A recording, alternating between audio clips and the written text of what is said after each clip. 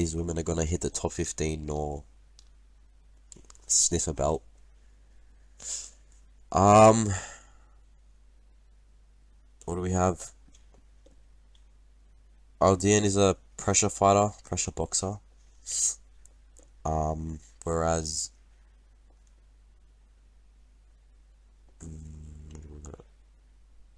yeah, that's the main thing. Like her aim is to stuff the takedowns. That's really it. She's a heavy favorite. It just honestly just based off that, it looks like she will, do everything right and then, pressure towards the win. Not much to take out of that. Just based off that, I'm just gonna pick Elise Ardelian by decision. Moving on, Caitlin Vieira versus Norma Dumont. I'm gonna pick Caitlin Vieira at underdog. I'm not sure if Caitlin Vieira fought ever since her loss to Kayla Harrison. I think she has just once, but I'm not sure if she won that. Anyways, I'm gonna pick Caitlin Vieira. Her fight against Kayla Harrison was a very close one. If you watched that UFC 307, it was very close. Decision. Like, I don't think anyone's gonna come anywhere near that close to competing with Kayla Harrison. And based off that, I'm just gonna pick Caitlin Vieira. So I'm not doubting Norma Dumont here. They're both high level. Vieira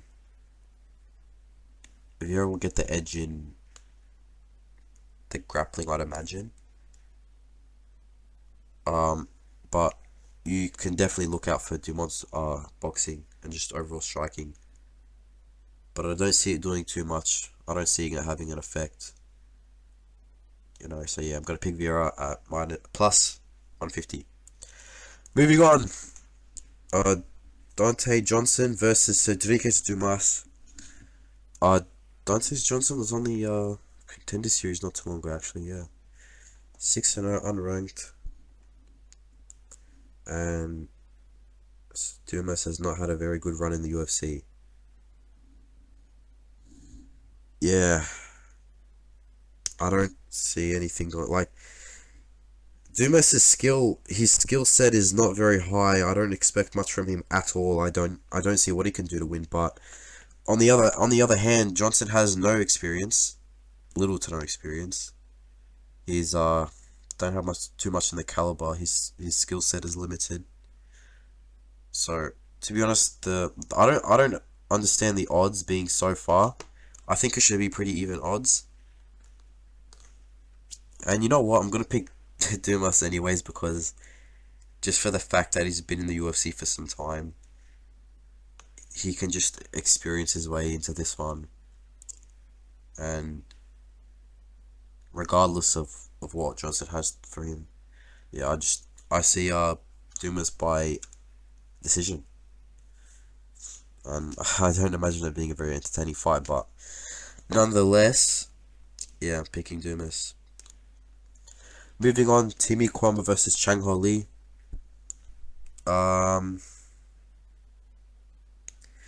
It is a fun matchup. Kwamba's got sharp boxing, fast combinations, and good balance on the feet, whereas Lee is explosive, and he can get very wild at times. If Kwamba can keep the exchanges clean and pick his shots, I see him taking over.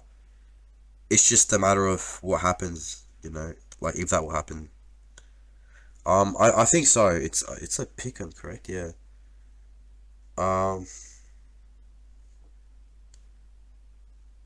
Yeah, I don't see, especially at this level of competition, I don't see anything happening to where I'll be surprised that, oh, this guy did this. I was not expecting that. So I'm gonna just stick with my pick. I'm gonna go Kwamba by TKO probably. These Koreans, man, they don't have chins. So yeah, Kwamba minus 120. Moving on, Kevin Christian versus Billy Elikana. Billy Elikana's last fight against Ibra Aslan was the most boring fight I've ever seen in my life. He had nothing for Ibra Aslan. It's just a shame Ibra Aslan sucks. But yeah, it's not like Kevin Christian is much better than Ibra Aslan anyways. Both of these guys are prospects, apparently. ALENCAR is the more technical striker. Yeah, I honestly see this one going the same way as Ibu Arslan's fight. And honestly, Billy ALENCAR will get cut if it happens again, I reckon. But we'll see what happens. This will be ALENCAR's third fight. Yeah, his first. He debuted get on short notice against who was it? Who was it? He debuted against Bogdan Guskov. That's right. He won that first round just by pure grappling, and then just tied out and lost. Next fight didn't do too much, and he won. You know, it was not an easy fight to judge because they're both doing nothing. But anyways, on the hand of Kevin Christian, he's coming off Contender Series victory from last year, so it took him a while to debut, over a year. But anyways, he won that one by submission. Yeah, there's not too much to take out of it. He was losing on strikes and then took it down and submitted him. So I'm not sure if he can do that against Billy ALENCAR, but to be honest, no, I don't think so. So I think Billy ALENCAR is going to get this one done by decision. If he wants to prove himself and show that he's not a boring fighter, he could win by TKO or KO. So regardless, I'm picking Billy ALENCAR at minus 265. Moving on, Alan Nascimento versus Cody Durden. Cody Durden is one of the fighters of all time, you know. He took Joshua Van to decision. Like, who does that? And Alan Nascimento, to be honest, I don't know too much about him. What I do know is that he's been in UFC since 2021, but very inactive. A lot of these flyweights are inactive. Don't know why. He's on a 3-fight win streak. One of them is a sub over Carlos Hernandez, who honestly I think is not too bad of a fighter. But anyway, this is a short notice for Cody Durden. Forgot to mention that, and it's at catchweight. I don't see Cody Durden doing anything. He just stands there, being a boxing bag for the opponent. Attempts takedowns, misses it, stands back up, keeps going. Yeah, I don't see it being any different to his other fights. Just for that, I'm gonna pick Alan Nascimento. And if this fight does go to the ground, because, you know, it's not like Nascimento is just pure stand-up. He can go to the ground. He's Brazilian after all.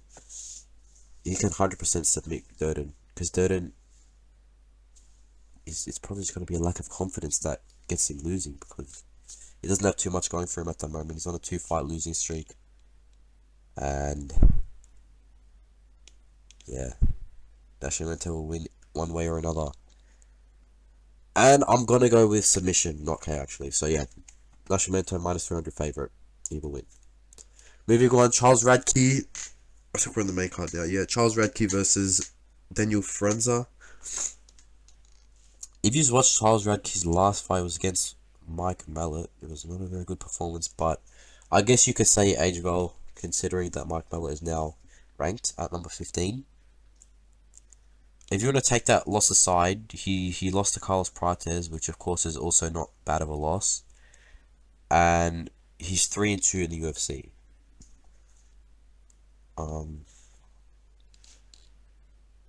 I don't know what to say that Charles Radke has going for him in heading into this fight. But Daniel Frenza is not a great fighter anyways. I'm just gonna pick Charles Radke based on experience. He's had more fights. He's had 3 more fights in the UFC, or actually 4. And I think he should just be smarter this time. He's not even that bad of a fighter. He can win a fight, you know. It's just I think his fight IQ lets him down sometimes. But he's got a decent team, so he should do what he can to get the win. And yeah, I'm going to pick him out minus 170, slight favourite.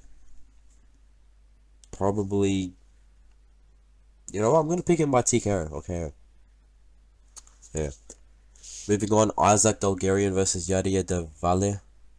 Is this guy his first fight? Let's find out. Yeah, I think it is. So yeah, Isaac Dolgarian. He's had 3 fights. Isaac Dolgarian has had 3 fights in UFC, and no, it is not Del Valle's first fight. It's his. It will be his second fight. He debuted in May. He won that one by sub. He's undefeated. You know, honestly, when it's this early on, I see an undefeated guy versus a young guy or not necessarily a young guy, but a guy who hasn't had much fights in UFC or in MMA as a pro, and is not undefeated. I just lean with the undefeated guy just because of that, and it always turns out right because you know they're undefeated for a reason, I guess. Of course, they're untested, so that's something to consider. But I'm gonna pick Del Valle. He's got good wrestling. Sorry, no. Bulgarian has good wrestling. His ground and pound is good. Del Valle is slick on the feet, but he's very. I don't know. His striking defenses are questionable. So I'm gonna switch my pick. I'm going Bulgarian. Yeah, I should. Don't worry about what I said before. I'm picking Bulgarian because of his wrestling, and the takedown should be easy.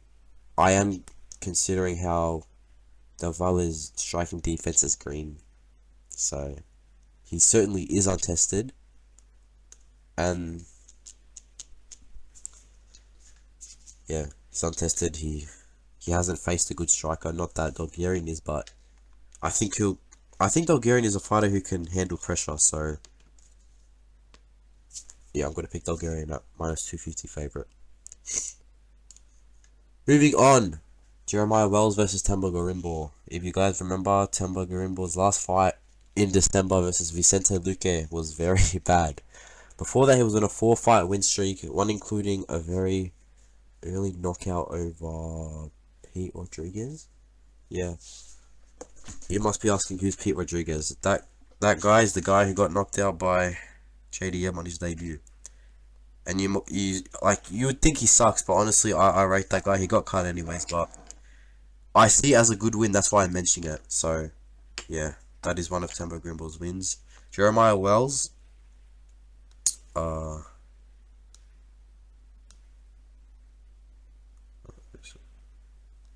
Jeremiah Wells is on a 2-fight losing streak, man. He did though come into the UFC at 4-0. He was 4-0 in the UFC. Lost to Carlston Harris, which is a questionable loss. So is Max Griffin. He lost to Max Griffin after that. I think that he just got 4 layups heading into the UFC, to be honest. And it's easy to do that at welterweight, so that makes sense. I'm gonna pick Temba Gorimbo based on he does have good striking. I do want to take away that Vicente Luque fight because I'm not saying it was a fluke, but it could have easily went a different way based on the fact that it was only 52 seconds. So it wasn't as nice. So I'm gonna pick Temba Gorimbo probably by KO or decision. So I'm considering one of those. So yeah, Temba Gorimbo at -130, slight favorite. Moving on to the co-main event, Waldo Cortez Acosta versus Ante Delia. This is really tough. I was genuinely thinking about this one for a while. Cortez Acosta was on a pretty good win streak until he met Sergey Pavlovich just recently. I think it was Walker versus Junkard. But yeah, he lost that one by decision. It was a very close fight anyways. So, you know, it does say a lot about Acosta and like what he's capable of. Ante Delia, of course, only just debuted in Paris. Very quick turnaround, trying to get to the top very quick, I guess. It was he KO'd Martian Taibura in like 2 minutes. It's like, it's not very surprising, but it's surprising because it's heavyweight, you know, you haven't seen a genuine heavyweight prospect in a very long time. So it's good to see that. I don't know if Cortez Acosta is necessarily gonna attempt to grapple, but he does mix it up. And if he does, I don't see him doing anything on the ground because Delia has very good grappling defense. Um, yeah, so I see Delia winning in that department, and also the striking department because he has very great pace, strength, power. Yeah, I wouldn't want to fight him, so I'm gonna pick Ante Delia probably by KO also, but it'll be very interesting if he does because I'll probably match him up with Sergey if he does. Yeah, like it will be very impressive if Ante Delia manages to KO Waldo Cortez Acosta. But you know what? I'm just gonna say we'd get this one done by decision. Cortez Acosta is he has great fight IQ, so based on that, I don't see him getting KO'd. So yeah. Anyways, Ante Delia by decision, -140 slight favorite. Moving on to the 13th and last fight of the night. The main event, Steve Garcia versus David Onama. Both of these guys have just recently hit the rankings. Of course, in the last fight, Steve Garcia against Calvin Kattar and David Onama against Giga Chikadze. I'm not going to compare Calvin Kattar to Giga Chikadze, but the more convincing win here was Steve Garcia. David Onama's fight was very, very close, and you could have arguably given it to Chikadze. But, anyways, Steve Garcia's fight was genuinely pure domination. He nearly knocked out Kattar, who I think has never been knocked out. And, yeah, I've just watched back so many Garcia fights. He KOs. He just KO. He can wrestle. He's wrestled many times when he was in danger of getting knocked down. He just wrestles, recovers, and gets the KO. I love that and I respect that so much. David Onama goes to war also. He's been knocked down. He gets up. He fights. He gets the KO or just wins by decision. I see these guys as very similar fighters stylistically and just mentality wise. They're very similar. That's why I think it's going to be absolute war, whoever wins.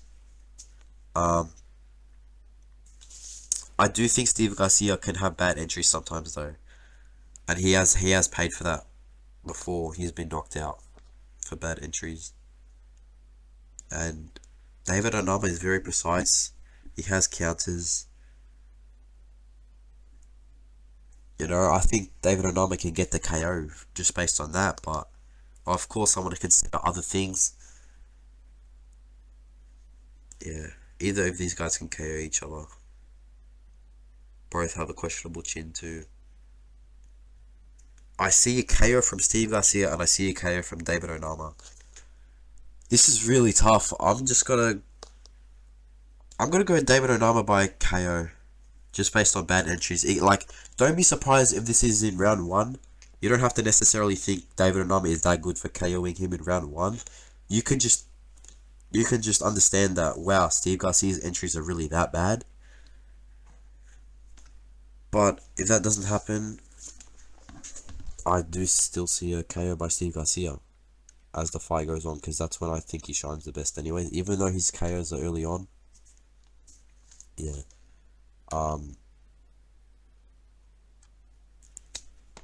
Anyways, my pick will be David Onama by KO. So yeah, that's it. I really want to change up my pick just based, like, I really want to think about this and take more time, but I think I'm just going to end up back in square one and it's going to be David Onama by KO. Like, it's hard to see it playing out any different from the way I've been thinking and from the fights I've been watching. So yeah, David Onama by KO. He's a plus 110 underdog, and yeah, that's it. Thank you for watching. Please come back to this, after the fight card. Just see how great my picks and predictions really are. That's when you'll know to keep watching me. Anyways, thank you for watching. Potentially see you next week.